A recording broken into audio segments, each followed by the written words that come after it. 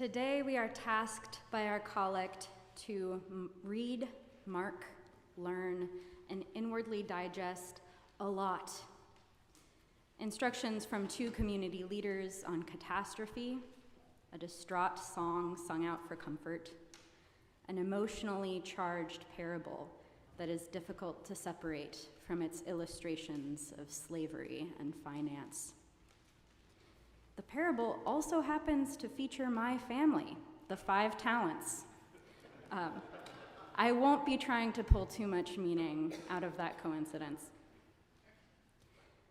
Zephaniah, Paul, and Jesus are instructing their communities on how to be, work, maintain unity, and ultimately survive in a time of turmoil.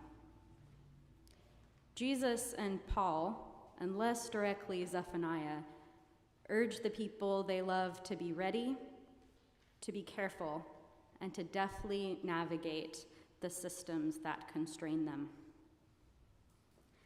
Our survival, your survival, is imperative. It is important to me, they say. So this is what you must do. How must they survive? Vigilance, nimble action, wise use of resources, and preparation. The apathetic, those who say, God will do neither good nor harm, are dire threats to their community. The sleepers in Thessalonians are also a threat to their community. Community members in Christ who refuse to engage in the watchfulness that Paul urges them to take up. I don't think the elders providing this instruction relished giving their loved ones these bitter and unyielding codes of conduct. I assume there is tenderness undergirding the steely directives. We hear that affection and tenderness most clearly to the Thessalonians. For you, beloved, Paul addresses them. Jesus' recommendations are more abstract, at least to my ears. Jesus uses a framework of a master and slave's money, investment, and interest that is so easy to take literally. But with context, we can save Jesus from becoming a finance bro. The parable of the 5 talents is his penultimate parable before the plot to kill him is put into place. Being in Jerusalem, surrounded by powerful and hostile leaders of the day, he may have decided to utilize the language of power to communicate a subversive message for his followers to continue their work with attention to the long term. This message itself is still challenging, even when we untangle it from its metaphor. It is tempting to limit the parable to something along the lines of, only be generous if it will pay out later. Instead, we could choose to hold the story loosely and listen for the loving desperation of Jesus saying, survive with your wits. Survive by understanding your situation. Survive with your savvy and ability to act within the systems available. So what are we called to do when we hear these messages? Zephaniah, Jesus, Paul, their historical contexts, and the loved ones they were trying to protect passed on generations ago. But we continue to revisit their warnings year after year, whether or not we are experiencing similar existential threats. When I hear these passages, I feel a call to pick up these survival tools again and use them. Due to my current time, place, and privilege, I am in no immediate personal danger, but my days are laced with reminders that others, people I love, people like me, people unlike me, people I do not know but am called to love, are suffering, are threatened, are experiencing untenable living conditions. I suspect that many of you can relate to this. both as fellow humans and as a collective called to ministry, action, and peace. We are certainly not alone. I am reminded of the community organizers dedicated to justice, access, and equity. Their preparedness, ability to leverage what power they have, and their nimble action remind me of today's readings. I think of social workers, and even more so, those who navigate welfare and social services on their own. Their savvy within broken and discriminatory systems reminds me of these readings. The authors of this advice surely knew that being vigilant and sleeping, prepared, and street smart is not a humane way to live forever and ever. It is a means to an end, the end being survival. This is why social workers and organizers are admonished by their modern-day elders in many, many workshops and seminars to know when their rest will come and where it will come from.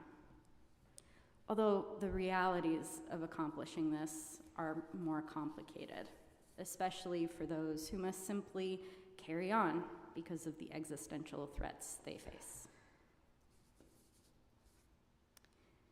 If we take up the tools of survival for our own cause or for another's, what happens when we do not or cannot rest?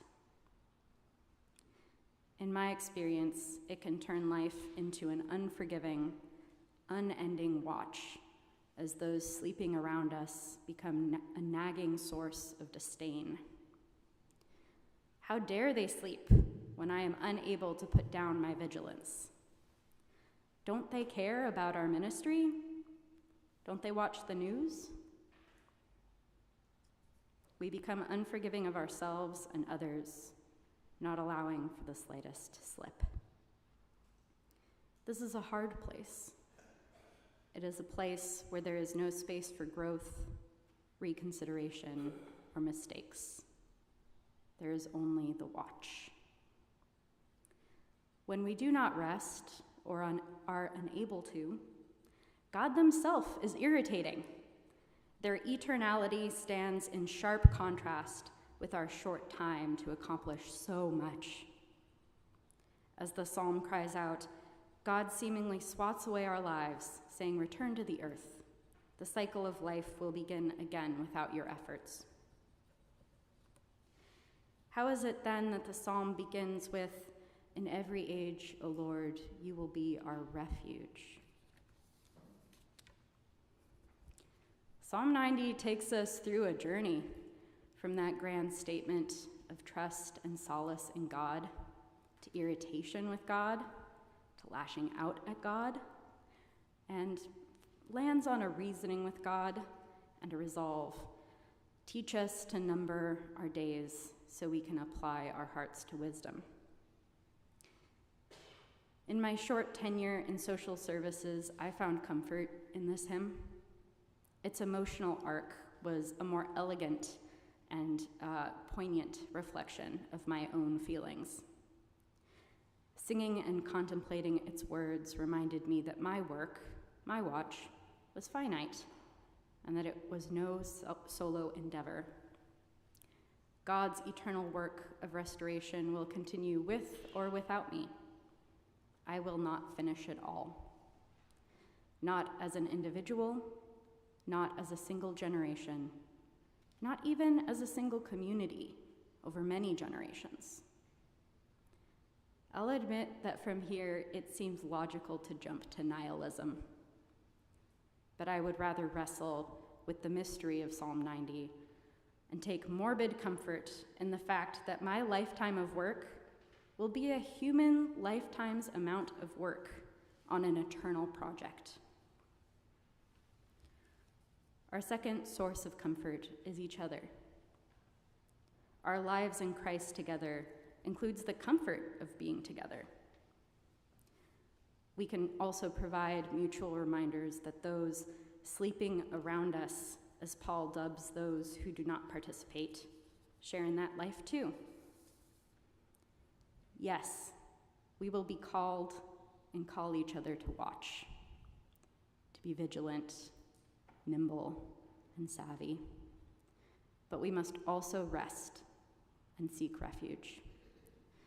Deciding when it is time for which is the work of our community over the span of many lifetimes. May we continue to encourage each other as we are already doing.